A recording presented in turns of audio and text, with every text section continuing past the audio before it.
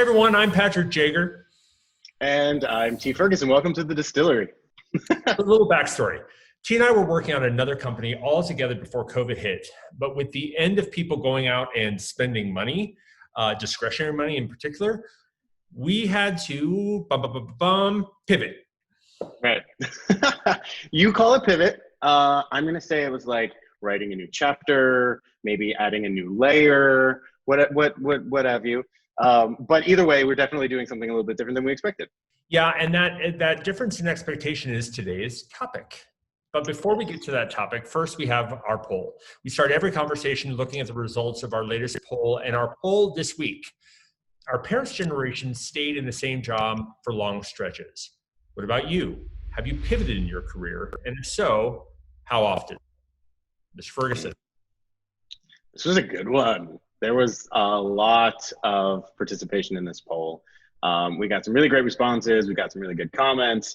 And I think what's interesting is that the 41%, let's start with the highest number, 41% said that yes, they pivoted not one, but up to 2 times. There were 29% of people that pivoted 3 to 4 times. There were 18% of people that have pivoted 5 or more times. And then a small few, 12%, that said that they've never.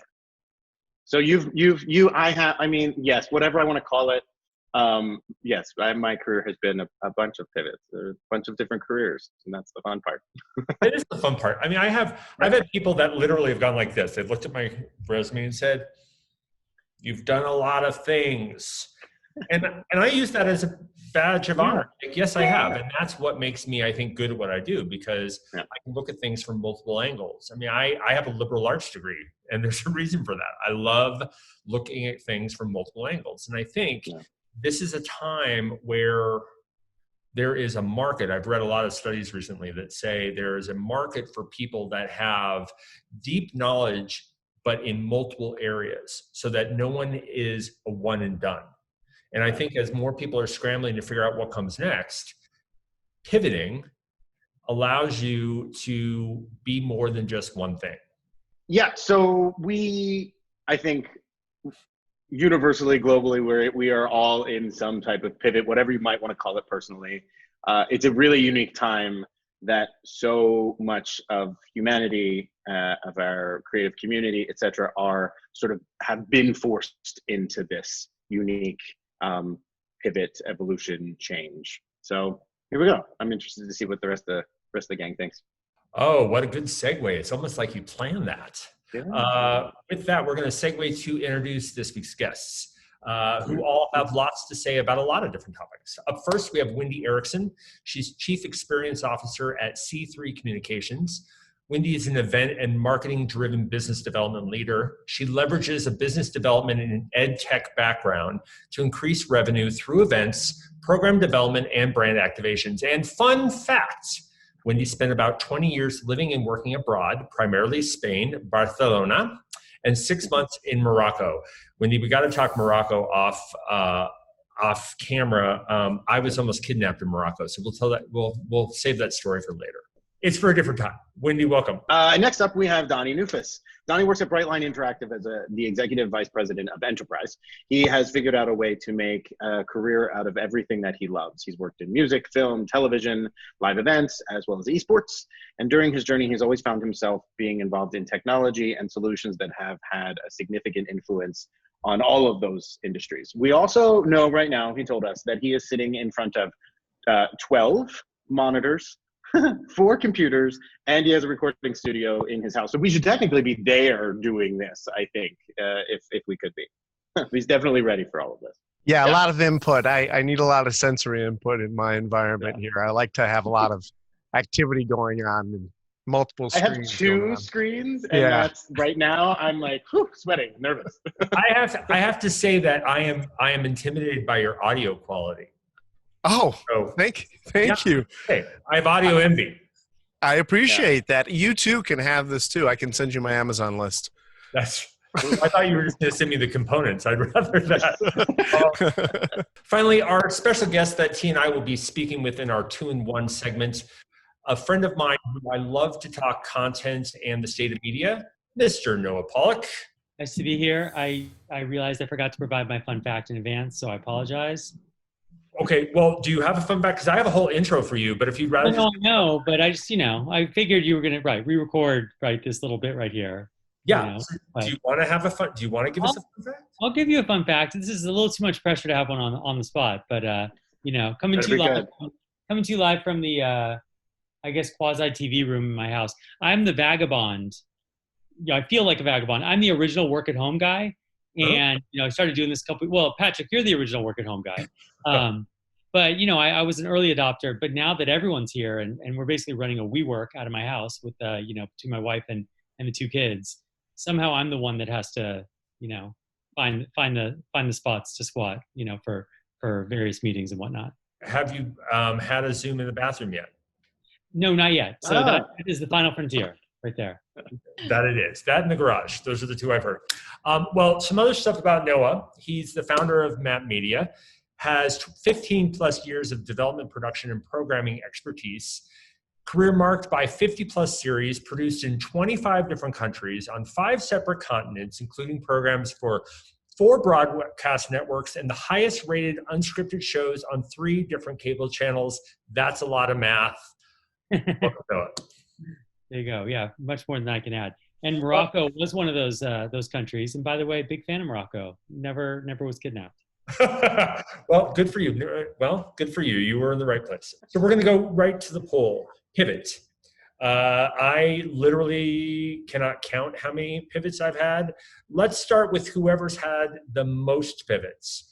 Anyone more than 10? First, can I just ask? Yeah. How do you define pivot? And I know T, you got into this a little bit on the language, the reality, because does a pivot mean like a little kind of turn, or is it a real hard 90-degree plus, right? Because even in your polling, right, it's not like I went from television executive to scuba instructor, but there have been various twists and turns. Yeah, that's a good question. Some people that answered actually were like, I've had dozens of jobs. But in my career, I've had like 3 different iterations, and maybe I think that could be a really good way to kick this off too. It's just sort of, how do you define your own personal version of this? Is it an iteration, an evolution? For me, it's a layer or whatever, or esoteric thing. What about you guys? Yeah, so I would say I'm a big pivoter, and I tend to use education to be that. That's kind of how I define pivoting, is when I get in, like, either study a new course, do a new degree. So I studied undergrad finance and did finance for a couple of years, realized really quickly that was not what I wanted to do, and then ended up doing an MBA and pivoting to marketing, which I definitely found was much more kind of in my DNA. And most recently kind of have done a certificate in digital event strategist. And so I tend to think of those as pivots, but have had lots of different jobs in various areas. But yeah, I'm a big fan of reinventing ourselves and learning new things and building off of what we've done, but also figuring out kind of new skills and new ways to approach things. So yeah, big fan. So I've counted 4 for you, 4 like big pivots. Yeah. So yeah, I think I can think of more though. So I've definitely done. You're in the 5+ with me. Yeah, boom. I was definitely 5+ or more. Donnie. Patrick, I have to say that I resonated well with you when you said liberal arts. I went to school for acting. And my mother, actually, if I would have become a lawyer or a doctor, I would have severely disappointed her. She wanted me to be an actor, and halfway through acting school, I realized I didn't want to be an actor. But what I did realize is I loved the technology around it. And what I often think about is when I was in college, the job that I fell into, my first real job, it wasn't even invented yet. It didn't even exist. And my first job was in the music industry, building technology for the distribution of these things called MP3 files over the web. Right. And this was at a time when I remember we met with Apple, and we told Apple that independent artists were going to put their music online and sell it. And they thought we were nuts. And 3 years later, this thing called iTunes came out, and the iPod. And of all these technologies that kind of pivoted industries, changed distribution, changed the business models, and that constant curiosity I had with these technologies and how they influenced all of these industries that are dramatically different. I went from there to the events industry, and I was doing live streaming for in-person events with meeting planners telling me I was nuts. Why would we live stream our event? Nobody will come to our event. And yet the most expensive ticket in the world for any event that you could go to gives all of their content away for free on YouTube called TED, you know? And so when you think about pivot, is it pivoting? I don't think so. I think that Pandora's box gets open and there's a natural evolution that either some people go along with or others resist. And that's kind of how I've seen my whole career. It's just a natural evolution and adopting these new technologies that change the way that we interact with the world around us. I love that. Yeah. Well, gosh, if you're in technology, you better not resist it because it's going to change every second, right? Right. Maybe there's other industries you might be in where if you're a little bit more risk averse or afraid of embracing kind of wherever things are headed, you might have a longer sort of shelf life. But I don't really know what those industries are. And I think if you have that curious mind, there are just certain forces that are you just can't fight them, right? And embrace it, keep your mind open to whether you're going to call it the pivot or the evolution or whatever it is, because I read the stat and I don't have the exact numbers off the tip of my tongue here, but you know, the majority of jobs that people my kids' age will have don't exist yet. I think to your point, Donnie, they don't exist. So to think that you're going to go and I'm going to become an X, a Y, or a Z, chances are halfway through your career, 3/4 of the way through your career or whatever, you're going to have to redefine that if you want to continue to have a career. I've had a chance to speak at a lot of esports conferences when I worked in the esports industry here and still participated in it. But I was a big video gamer. And everything that I learned in technology was not from college or school. It was self-taught. I learned how to program myself. I learned how to build my own computers. And one thing I talk to parents about is this idea of screen time and video games and esports. And my son wants to stream on Twitch and all this stuff. And I share a fact with them. The fact that I share is that there are over 1,500 universities in the United States right now that give degrees in game development. The average job placement after the first year of having a game degree undergrad is 91% within the first year, and the average starting salary is $72,000.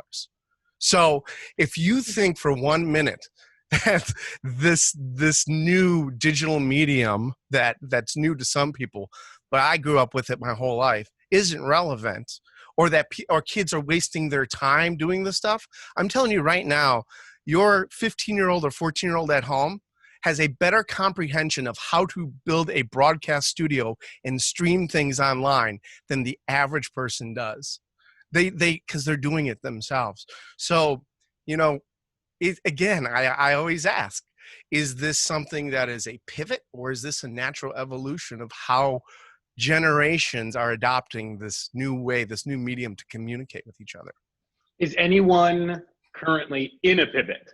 Currently pivoting, or in your business having a, you know, with current events, et cetera, like making a decisive change and pivot? Aren't we all? Sure, maybe. I joke, but I feel like, you know, we went from February 2020 to March 2025, you know, and we didn't really have a chance to ease into that transition, but it's here. And the forced evolution of how we all have to communicate, you know, technological not advances, but just sort of forced adaptation of these technologies that existed prior to March, but people just weren't using them as in, you know, as much commonplace. Now it's here. And, you know, obviously some stumbles along the way, but this wouldn't have existed, you know, 7-8 months ago, right? You would have had all of us to the same location. You would have figured out a schedule. You know, it would have taken 3 cancellations. And had you put this up, people would have maybe rejected it, right? Just because their eyes wouldn't have been trained to think it's okay to see 5 people on a screen like this. But this is it. Here we are.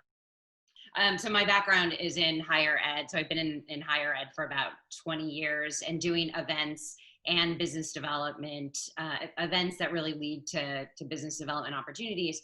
And I've really pivoted and am now building out the event business within C3 Communications, so within an agency. So taking what I've done in terms of building learning events and then building those or transferring those skills to other organizations and helping them tell their message better through events and help increase their business. So yeah, it feels like a big pivot and all online. So really a lot of the work I've done has been in person, as most of us. And so now working with clients to figure out how to bring those online experiences to life. So yeah, it's definitely daunting, but at the same time, really exciting, and we'll see what it leads to, but excited to be here now. You know, it's interesting. I don't know if it's the ADD in me or what, but when I think about opportunity, I kind of go through these hills and valleys, where in the valley, it forces you to think about what do you want to do next. And I'll be honest, I have had huge pivots. I've been a nonprofit fundraiser. I've been in healthcare marketing. I've been a publicist in Beverly Hills. I've been in production legal. I've been a producer. Like, I've had a chance to do all these things. But it is interesting as they start to come around. Now I'm finding that a lot of my clients are ones that are saying, you know, you have this fund development background and this PR background and this event background and these things. So Wendy, to add to your point, yeah, it is this idea of, you know, kind of amalgamating everything you are. But I think that is so much of this is based on, and it's something that everyone here has said, current situations are forcing people to rely on all these skills they have. So let me ask you, in the challenges that we have right now, have any of you seen like these incredible pockets of opportunity that are growing out of right now because you're able to look broader than just this myopic, this is all I know? You know, I came from the live event production industry and went to a company that was in virtual, that we do virtual reality and augmented reality, and talk about great timing to do that. But what I've seen is a lot of my very close friends and peers in the industry reassess and reevaluate where they truly add value. And also this scenario has kind of forced us to look and say, you know, the way that we did things, is that necessarily the best way to do things? And what I'm seeing a lot of entrepreneurship. And I'm also seeing a lot of people kind of changing the model up and reassessing about, you know, what truly brings value in these industries that traditionally did things one way, and they always did them that way. And I think that's what's coming out of this, is that people are kind of redefining not only where they add value in a place that they've worked for a long time, but also maybe a better way to go about doing it, or a different approach. Yeah, I mean, just think about the very notion of location and commute time. And I mean, Donny, Wendy, I don't know where you guys are calling in from even, but, you know, I'm here in Los Angeles, which I know T is as well. Patrick, I imagine you're in Colorado right now. Right? I'm working on a project right now where on a daily or weekly basis, I am collaborating with one person who's in Pennsylvania, one person in Tennessee, somebody up in the state of Washington, a couple people in Virginia, you know, a couple of us here in LA, and it's relatively seamless. And if we all had to come to the same office every day, it wouldn't work. And if we even just needed the formality of like going into a conference room and setting up these times, like it just wouldn't work. But now, and maybe it's relentless and maybe we can't keep up this pace, but this idea that, okay, half hour I'm with you, an hour I'm with you, and and like we're all in our own version of that conference room kind of always. It's very tiring, but it allows for incredible collaborations and allows you to just work with people who might not otherwise be available to you. I mean, I just an hour ago connected with a friend who is right now in Minnesota, but lives in Idaho and is available to get something done for me by the end of the day. And I don't know if he was sitting in his office or if we were in different cities, I don't even know if I would have thought to even call him before this whole Zoom revolution, or he certainly wouldn't have been able to turn around as quickly as he is. So I think that's a real benefit.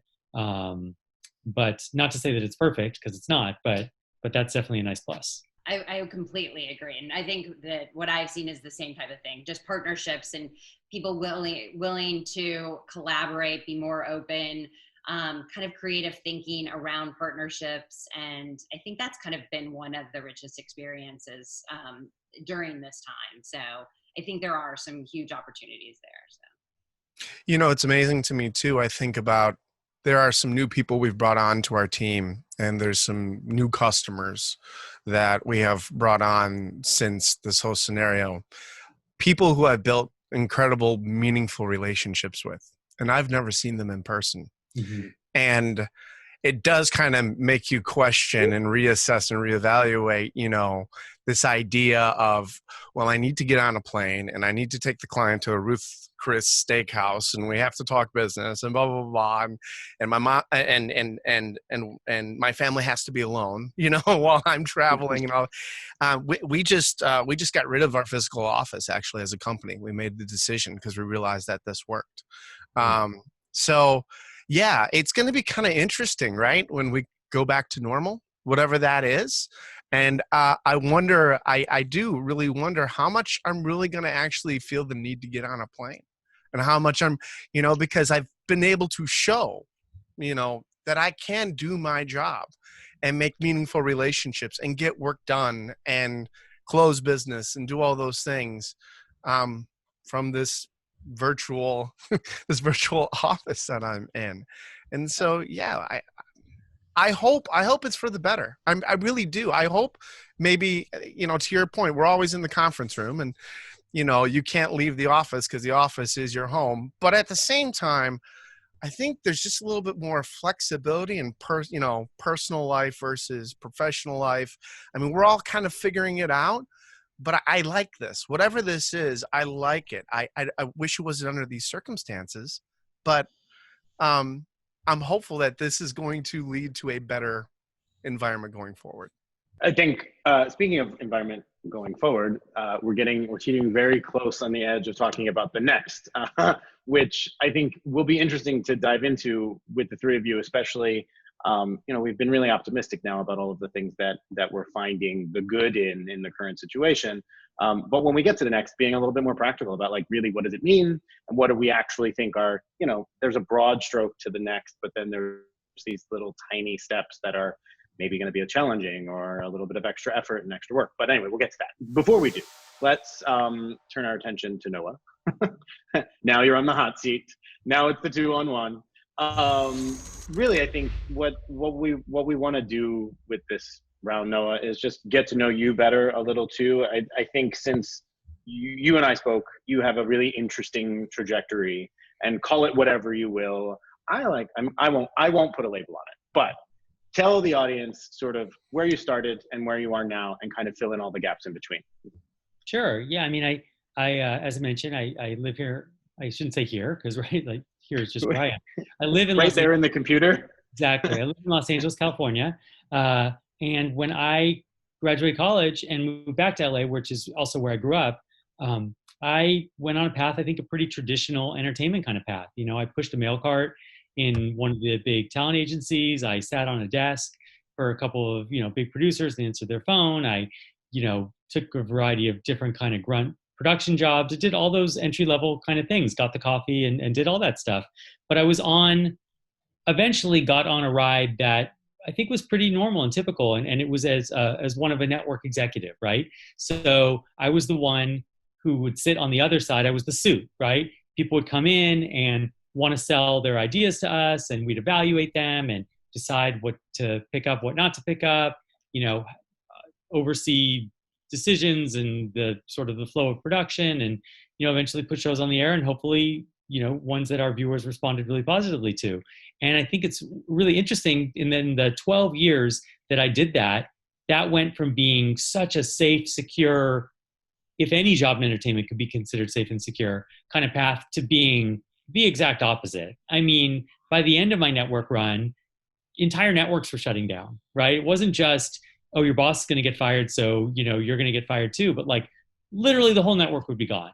Or, you know, I live down the street from Fox, right? Fox. I mean, that's about as stable and kind of blue chip as one would imagine. And then one day oh, Disney owns Fox. Oh, okay. Bye-bye Fox, right? And I know there's still some version of Fox, but it's not exactly what it was just a couple of years ago. And these just massive seismic shifts in corporate ownership structure and just how this is done. And to say nothing of just, live viewership and just overall viewership really plummeting, and the shift to streamers and, all these kinds of things. So you can ignore that those things are happening, or you can embrace it, I think, to some of the things we talked about. And I think to the earliest part of this conversation, my mom still works at UCLA. She's been there since 1978, right? 1979. My dad has had a couple of jobs, but not a lot. I mean, he was a first one for like 25 years, then another one for 10, like really long stretches. And, that has just not been my path. I think growing up, I maybe imagined it would be more similar to that, but then you jump into an industry like this, that's not my path. So to your point, T, I think I looked at the tea leaves, or whatever that phrase is, and made a decision for myself that I needed to get off that ride and maybe create my own version of a ride. So where I ultimately lined up, a couple of years ago, I started my own consulting business, and I relied on Patrick for a lot of advice. So thank you, Patrick. But, typically in entertainment, and I'm sure in other industries as well, when someone says they're consulting, it's code for I got fired and I'm trying to figure out what I do to my next thing. Or maybe you didn't get fired, maybe you left, but it's sort of like it's like purgatory, career purgatory. I'm just figuring something out, and it's giving me something meaty enough to sink my teeth into, but it's not permanent. But I really bet that this was going to be permanent for me, and that if I could get a few clients concurrently, that why not just do this forever? It would give me the ability to see lots of different things. It would let me test out companies should I ever consider about going back to something full time. And it would just allow me to have more ownership of my day and my choices. And so, sorry, Patrick, it looked like you were going to ask something. I was, but no, keep going. Actually, I will. So a couple things. One, when you were a network executive, you were one of the ones that I liked going to the most, because you always cared and gave true, actual feedback, not the shtick that, the bullshit that everyone gives about, oh, we'll get back to you and this is the best thing I've ever heard. You were always really honest, you're always really caring, and always asked the right questions. So I thank you for that. Two, I remember when you were pivoting or transitioning out, and you were, as you always are, very thoughtful, thinking about where you can go. And that brings me to three, to see you really come into your own. And, you're someone I've always admired, and I really am really excited to watch what you've done. But what I love that you've done is not just what you've done for people in our industry, but also, much like I have tried to do, you've opened up into other areas that are focused, that like feel more like they're maybe important to the world, but not necessarily important to television. Talk a little bit about that. Talk about a little bit about the freedom that you get with what you're doing now to pick and choose, and how do you do that? Yeah, I mean, when you are a television executive, and certainly when you work in unscripted, as I did, or reality TV, as it used to be called, unscripted sounds a little more, something you could say in mixed company. But you think about those types of shows, and there are ones that are just full on general entertainment, empty calorie shows. And then there are ones that really, it's like a full meal, or it's like you're reading a novel. You leave watching that show feeling smarter. And then there's a whole bunch of things in the middle. And when you're younger and you're getting into it, and when I was younger and the industry was really booming, you're doing more of those kind of popcorn and candy shows, and you're not really thinking about, what's my mark in society, or, how do I make the world a better place, or all those kinds of things, because you're just doing entertainment. And then I think as I got older, as the industry evolved, and I think also as the viewer, you got to respond to the viewer, right? And as a lot more of these premium places came around, a lot of the shows that they were commissioning were just much more meaningful, right? The expectations were much higher, because everything's on demand now. You can't just rely on somebody being too lazy to change the channel. because everyone's their own programmer. And so you're not just competing with anything else that's on at, 8 o'clock on whatever the channel, you're competing with every episode ever of Game of Thrones. Right? So in addition to people playing video games or just being on their Instagram or whatever it is, I mean, they're just being pulled in so many different directions. So, you have to, whatever you're doing, you have to be the best at that thing. So all these things were happening. And, I think for me, and thank you, for recognizing, I definitely try to be thoughtful. I mean, that's very much my approach. And I obviously have always tried to live by the golden rule and treat people the way I wanted to be treated. But going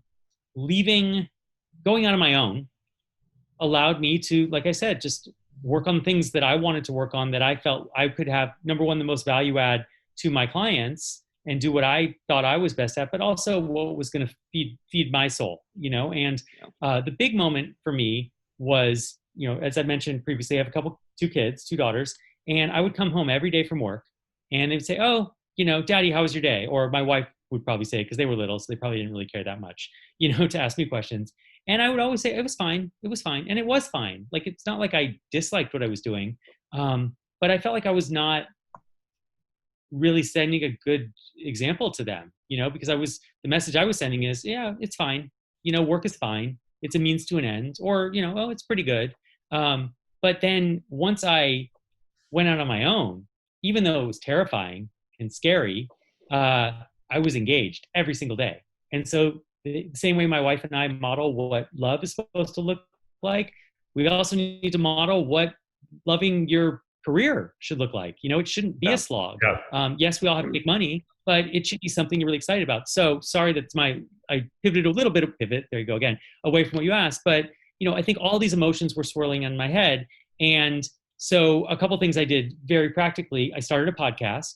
That was a bit as a commercial for me to make sure that my name was really alive in my peers' brains and in their ears, at least however frequently I could put them out.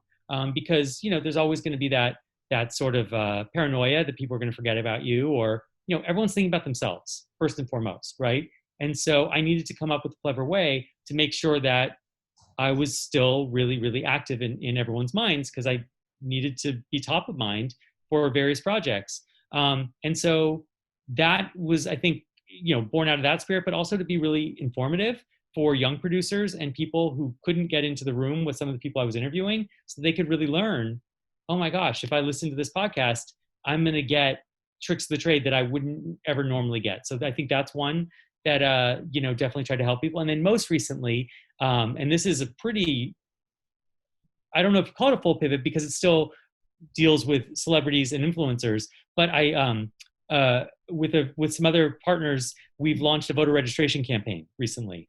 And over the past few months, we've been very active. It's called Good to Vote. And we've been out there trying to get people registered to vote and verify the registration and just get excited. I mean, there's a lot of chatter, obviously, about this upcoming election, but none of the above will be the most popular choice, because more people don't vote than vote for either candidate. And so we're just trying to switch that around, and, you get the democracy you deserve. So get excited and be engaged and get to those polls.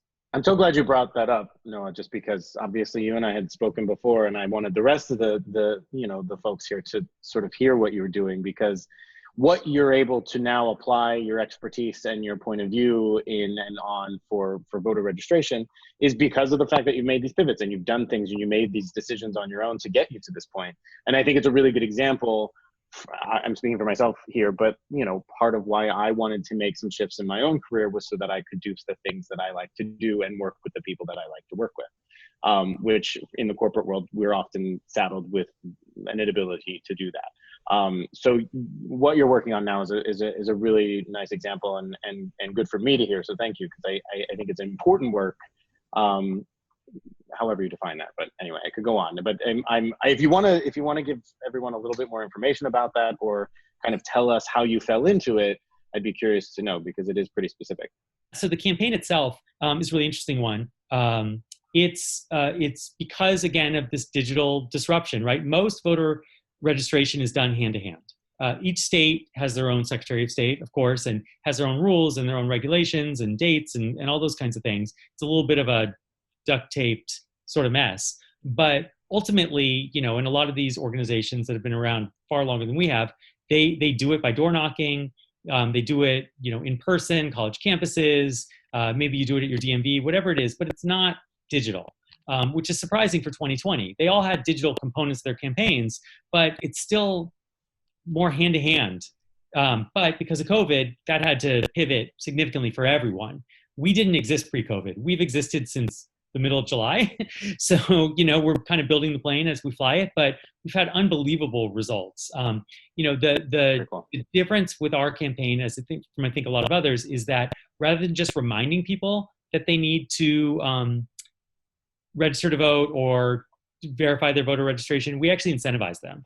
So, the incentives are light, but they're things that, that get people out the door, right? So in one case, we had a YouTuber who has a really strong following. He said he would shave his beard. And that was enough to get thousands of people, right? Another one said she would get another cat, and her audience just went crazy for it.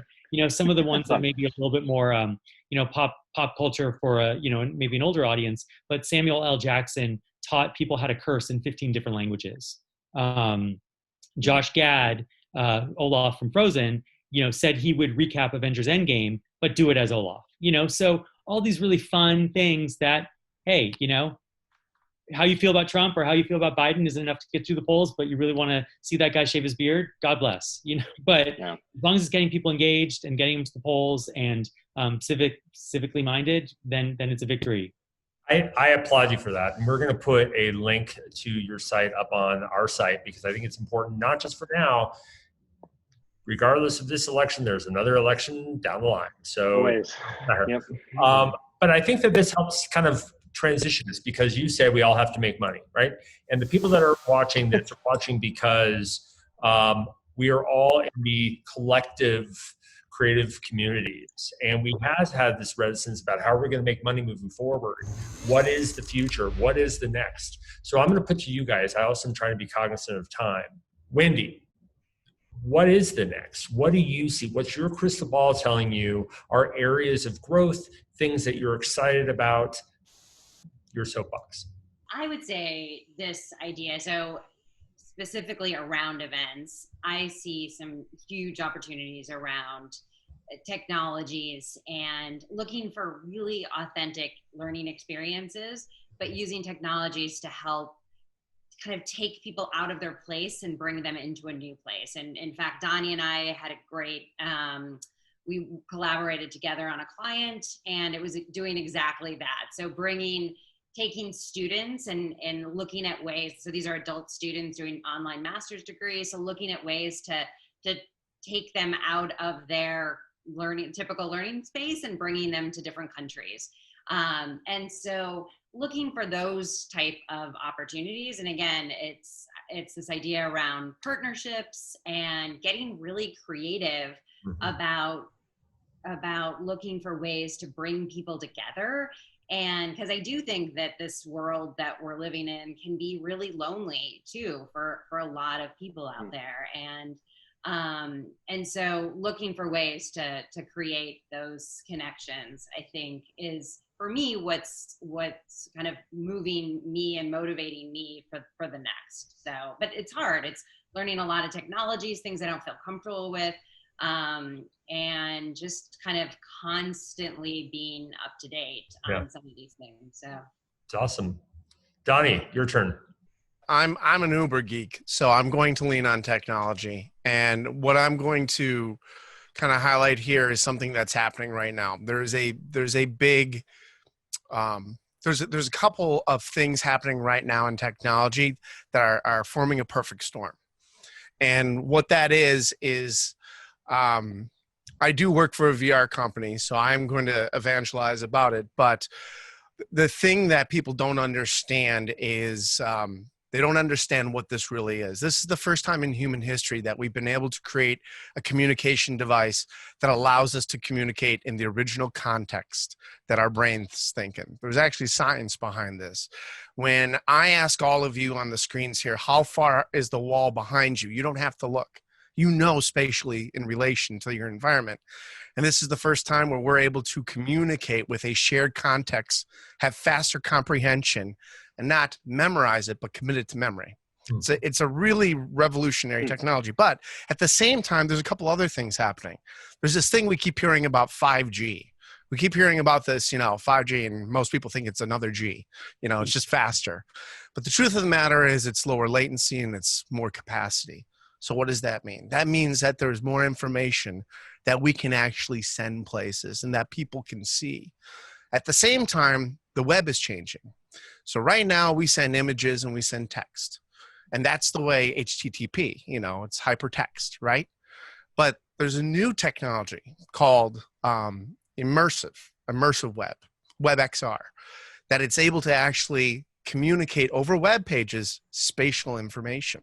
What I'm talking about, and if you see the signs, if you read the tea leaves, as somebody said earlier, Facebook, Apple, Amazon, all of these companies are investing lots of money into this immersive technology. And the way that we are going to be able to communicate, and not like 5 years down the road, but like 2 years down the road, is going to be significant, very significant. The way that we, as somebody said, I just came from the VR AR Global Summit. People are no longer going to be staring into their screens, but instead they're going to be looking through their screens out into the world. And they're going to see things and be able to communicate with people in new ways. This is coming. This is not a question of if. It's more of a question of when. I think this is going to unlock things that we can't even comprehend or imagine right now. I think we're working on things right now where we're using spatial information to treat people with PSTD, people with opioid addictions. We're actually being able to reprogram the brain using some of these technologies. There are some amazing things that are just around the corner that are really going to unlock a lot of new jobs, a lot of new industries, and are going to force some of these ways we've traditionally done things to innovate. They won't have a choice. They're going to have to come along. So that's what I'm really excited about, honestly. I'm excited too, just hearing you talk about it. You and I, Donny, have talked in the past. Like it's so cool. I've seen a glimpse of what you've described, thanks to you. And I mean, Patrick and we'll talk about this offline. But like, just hearing you talk about this for an hour would be interesting, to be honest. Yeah, it's so neat because what you do, what this product, what this world is that you're quite literally building, allows all of us to play in it. Everyone here on this call gets to start exploring something entirely new, and a new way of storytelling, and a new way of marketing, a new way of eventizing and commercializing, and it's very fun. But you know what's interesting about that? Like, we all know when our parents or grandparents are like technology like hindered, right? I feel like I'm on the cusp of that now, because like you're saying all this stuff, Donny, and literally I'm just like, Yeah. in a good way, in a great way. And I think it is amazing. I do worry, like, I've traveled the world. I'm on the board of a very, very large international study abroad company. Like, I love the thought of being tactile. And what you're talking about is not tactile, but it opens you up to all kinds of things. So part of me worries that in this new digital world, we lose some of that. But to your point, we also said we were going to lose the radio, and we never really did, right? It just all kind of, everything kind of just goes. We all have this opportunity to be part of this. Yeah. And there are a lot of people here that are in our community that are saying, what is next? And how do we be part of that? No, I didn't let you answer on this question. What's exciting you? Well, both of what you just mentioned is, and definitely, I think it's also very exciting, specifically, what you said, Donny, about just the amount of information that's going to come at us. It's also scary, right? Because at a certain point, can the pendulum support it anymore? I love, Wendy, what you said about still creating experience and community and all that. And I think that dovetails into, the challenge you just mentioned, Patrick, right? Study abroad, right? Like, can you plausibly study abroad without leaving your dorm? I mean, maybe, but speaking as someone who did study abroad, going to all those countries was much more meaningful to me than whatever I did or didn't learn in the classroom. So, and probably more what I didn't learn in the classroom. So I don't know, what's most exciting to me is we're really going to separate the, you know, the wheat from the chaff as far as like who's truly passionate about any of these things. Yeah. Because every job is hard. Every industry is becoming harder. And because now you can collaborate with people everywhere and maybe some of these jobs are being outsourced, whatever, you got to be the best. And you've got to know that it's going to be a roller coaster. And it's not what you sign up for when you're 22. It's not going to look like that when you're 32. It's certainly not going to look like that when you're 42. So pick something you love. And I know that that's kind of cliche, but if you love it, you'll want to keep doing it and you'll want to be an expert at it. And don't be so driven by how much money you can make or how much money you will make, unless that's ultimately what your goal is. And by the way, if you're only driven by making money, that's fine too. There's plenty of ways still to get rich, but key in on what you're really good at, what you enjoy doing, and do that, you know. And if it's filling your soul, and if you're, you know, for me, being service to others, other people could care less about that. That's fine. I like how it makes me feel when I'm helpful to other people. So once I identified that, I could take jobs and plan my career around, you know, kind of fulfilling that goal. So yeah, make sure that whatever you do excites you. And I think all these technological changes, what's exciting to me is it's only going to force people more and more into those buckets. We've been asked by several people if we'll start creating master classes on some of our topics. I have 3 master classes sitting with me right now. Honestly, Sure. He and I really did create this because we needed to feel that same affirmation that we're hoping to give other people, that the future is bright. We are not done. There, you know, the pivot is important, or the reinterpretation is important. So we cannot thank you 3 enough for that. But with that, we're gonna pivot. And Oh my God. Bum, bum, bum. T, do you want to introduce next week's poll? So next week's poll is pretty straightforward. We want to know if you think that there are areas of the industry that are recession-proof.